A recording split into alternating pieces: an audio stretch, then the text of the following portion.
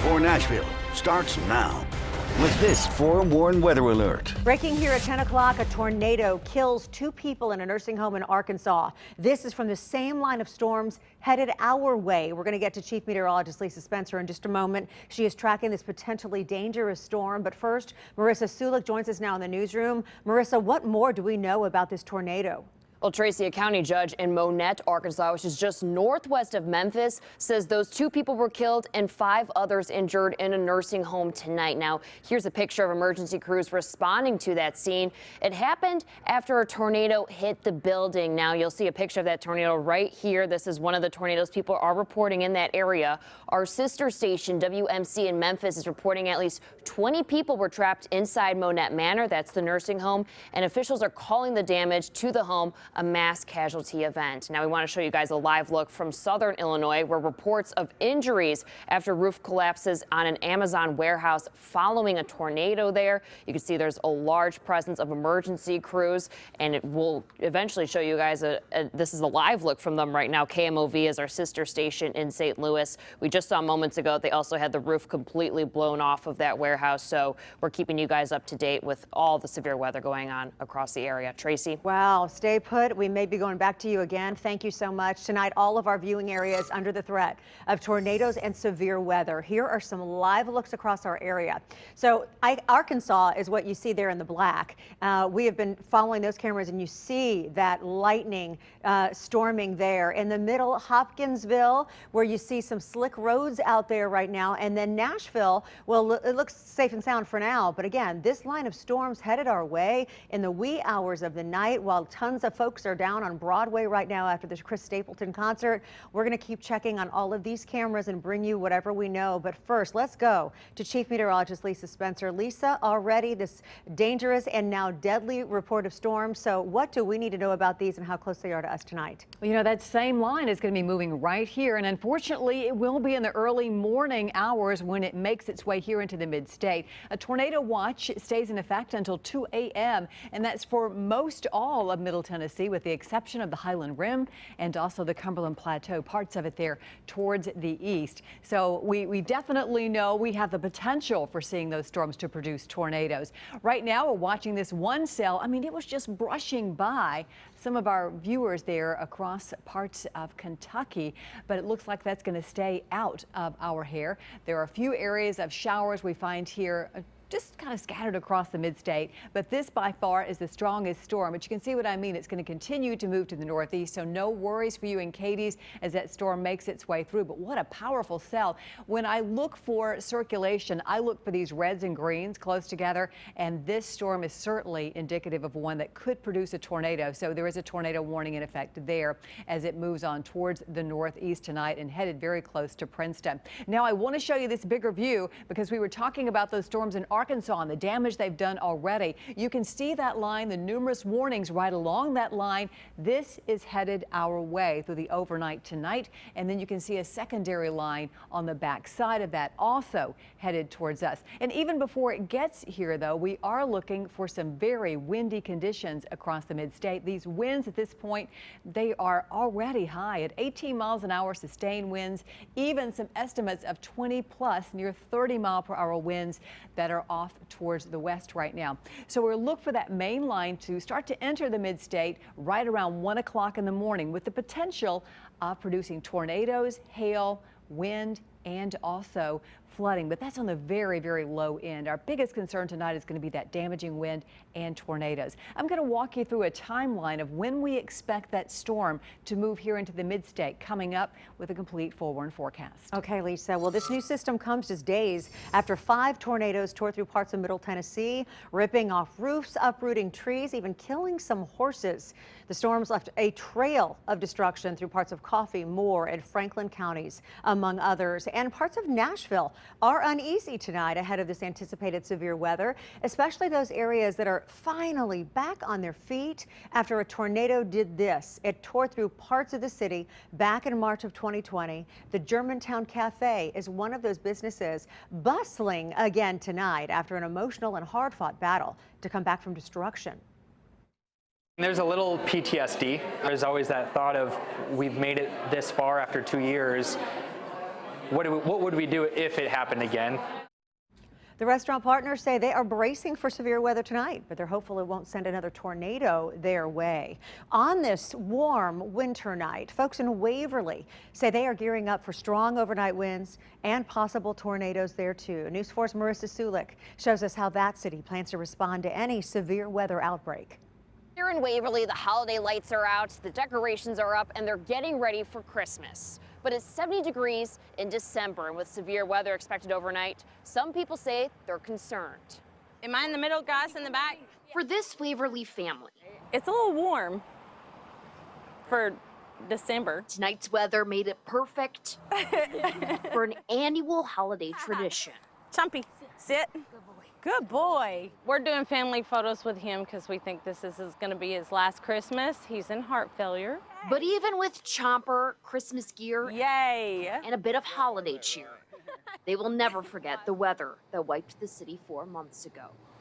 We've had tremendous amount of storms in the area lately, and it's been very devastating for our community and for our family and friends. So we worry anytime a storm comes now. As the tornado watch is issued across much of Middle Tennessee, Waverly Police Chief Grant Gillespie says staff will be here at the 911 center to take calls, a center that also has a tornado shelter in the basement. The wind damage can be just as bad on top of everything that we've already been through. August brought major flooding to Waverly, but the possibility of strong winds and tornadoes is a concern. He's a good boy. A concern this family has on this mild December day. It worries a lot of people, you know, especially the ones around here that have livestock. Tonight when you go to bed, make sure you turn on your phone to get those alerts. And some people even suggest to turn on the alerts for one county west of you, just to ensure you have enough time to wake up and seek shelter. I'm Marissa Sulek, News 4 Nashville. Yeah, that is sound advice. And the police chief says they tested the tornado sirens today. They are good to go. Now, if there happens to be a tornado warning, you should head to the basement of your home to stay safe. But what if you live in an apartment? Where's the best place for you to go? Our Tosin Fakile talked to a Nashville apartment complex for answers. No matter what style of apartment complex you live in, there are safe spots to take cover if there's a tornado warning, starting with spaces inside your apartment. Make it to the middle part of your apartment, the innermost area, whether that be a walk-in closet, your bathroom, anything away from windows, and then just wait out the storm. Some apartment buildings say they have spaces on the other side of the door to your apartment. One apartment manager says you could start by opening the door to your apartment and going into the hallway of your building. If residents do feel safer to come into the hallways, definitely do that. Make sure it's part of the hallway that's away from any windows. But most of the apartments do have master bedrooms that have large walk-in closets that are away from those windows and that are big enough for multiple people to be in. And at this particular complex, for residents who live on a higher floor, they could make their way down the stairs. If they have time to make it to the bottom of the stairwell, some complexes do have a specific storm cellar. To the lowest level of the building. This is going to be our storm area. So anytime that we have something like a tornado, this will be the area where that takes place. So you can see here that we actually have our storm box. We test this once a month to make sure it connects you directly with a 911 dispatcher. Be sure to check with your apartment complex to see what their plans are, especially if you haven't experienced this kind of severe weather. Of course, when we have residents move from out west or up north, we do have those conversations with them in case there is a severe weather condition. And remember, you can always stay aware of the weather in your area with our News 4 app. Remember, you can hit that button and make sure you have notifications turned on for your county and surrounding counties. For News 4 Nashville, I'm Tosin Fakile.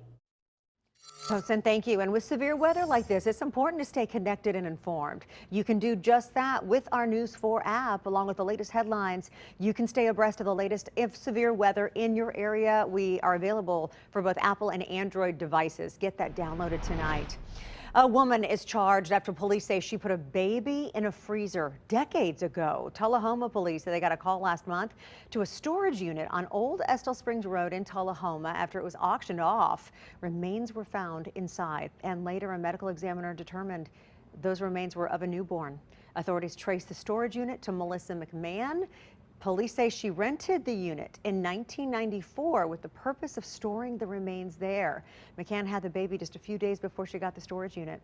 She is slated to be in court next week. She could face more charges. A safe surrender event in Nashville today, clearing people's records and in many cases their conscience too. The program allows nonviolent offenders to take care of warrants against them. It was held at a church where Metro Police have a booking unit set up. Police are processed on site. You can get it all taken care of in that one visit in many cases. We talked to one of the pastors on site and one woman who got a 27-year warrant cleared. It's important because it prevents a safer community when people are not running from warrants. Lights come on behind them, they got a warrant on, they subject to take off, maybe a high-speed chase, someone get hurt, or over something simple as just a failure to appear. Tried to get my old warrant taken care of from 27 years ago. That makes me feel real good. I ain't gonna worry about a cop being behind me now. If this sounds like something you or someone you know can take advantage of, the Galilee Missionary Baptist Church is hosting another Safe Surrender event tomorrow from 9 a.m. to 2 p.m. The church is at 2021 Herman Street. If you heard a collective groan from parents and teenagers today, the reason is massive frustration that they couldn't get tickets to one of the hottest tours of 2022. A new system through Ticketmaster was supposed to make sure that only fans to Olivia Rodrigo's tickets got access to those tickets. Chief Investigative Reporter Jeremy Finley could find tickets online, but you're not going to like where. Good for you if you thought you could get tickets. Once again, Olivia Rodrigo! To what will certainly be the tour sensation of 2022. But hold on to those driver's licenses, folks. There's a lot of fans not coming to see Olivia Rodrigo's Sour tour. Are you sour today? Did you see what I did there? I do. I am sour. I am bitter. I am upset. The teenage superstar is set to come to the Opry House in May. Tickets went on sale today. Maggie Sexton is one of the many who days ago signed up to be a verified fan with Ticketmaster. It's a relatively new method designed to allow real fans, not scalpers or bots, to get tickets. This was a way to prevent the bots from getting the tickets. Am I correct with this? Right. That was pretty much the entire point. If you're lucky, you got a code that's supposed to verify you. The tickets went on sale at 10 o'clock. Within minutes, verified fans started getting messages, no tickets available. Then when I finally got in after 25 minutes, they weren't even there. Yeah, she's the biggest thing since Taylor Swift, and the tickets were relatively cheap at the Opry, around $50. But look at what News 4 Investigates found almost immediately on resale sites like StubHub. Hundreds of Olivia Rodrigo tickets at the Opry, except for in the upwards of $6,000. Most of them were around $400 or $500, which isn't much better considering the original face value of the tickets were $49 or $59. It is a crime in Tennessee to use bots to sell tickets, but we couldn't find any cases where someone had been prosecuted for it. But we're going to keep pressing Ticketmaster for answers in the coming days, knowing their phones are as close as a lot of fans are going to get to Olivia Rodrigo. Jeremy Finley, News 4 Investigates. Ticketmaster did post on Twitter this afternoon that its site was experiencing an intermittent issue, but did not explain why. It does state on Ticketmaster's website that being a verified fan does not guarantee you will get tickets. We want to get back to Lisa Spencer right now with another tornado warning. That's right. We have a tornado warning, just as we did earlier for Christian County. But this is just the northern tip of Christian County. But I know you may have some relatives that live up that way, and just wanted to show you exactly where that is. It is well north of Hopkinsville right now. But you can see the warned area right here, just this extreme northeast corner. Princeton is actually in that tornado warning. There are incredibly high winds, and easy to note some of that circulation happening with the storm right there, the reds and the greens together. So that is just on the cusp of our viewing area. And that is right there in Christian County. You can see that rotation cell right there as that storm lifts to the north. It is headed away from us here in the mid-state in southern Kentucky, well north of Cadiz as well as it lifts off to the northeast. Of course, we'll show you more about our weather coming up. Back to you. All right, Lisa Spencer, thank you. An essential worker at Vanderbilt University Medical Center living his dream tonight. How he is making a difference for your community and inspiring those with intellectual disabilities along the way. That and more breaking weather when we come back.